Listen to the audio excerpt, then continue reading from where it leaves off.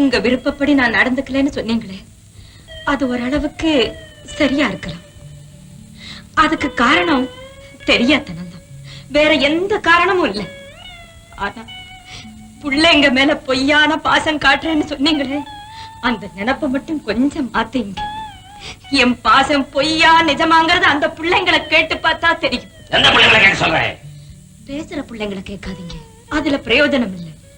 ஒரு வார்த்தை கூட பேச தெரியாத அந்த பச்சை மண் இருக்கே, அந்த கை குழந்தைக்கு மட்டும் இப்ப ஆண்டவன் பேசக்கூடிய சக்தியை கொடுத்திருந்தா, என் நெஞ்சிலே விழுந்து கிடக்கிற அந்த குழந்தை என் நெஞ்சத்துக்குள்ள இருக்கிற பாசம் பொய்யா நிஜமாங்கிறது உங்களுக்கு புரிய பெரிய ஆளையா? பேசுற குழந்தைங்களை கேட்டா விட்டு விளையாடும், பேசாத குழந்தை போய் கேட்க சொல்றான். அது பேசுற காலம் வரட்டும், நான் கேட்டு தெரிஞ்சுக்கிறப்போ. அப்ப அவன் படிப்பு படிப்புல பல்ல உடைச்சவன் பாவனே. 6 ஏழை பொண்ணுங்க, அதுல ஒருத்தி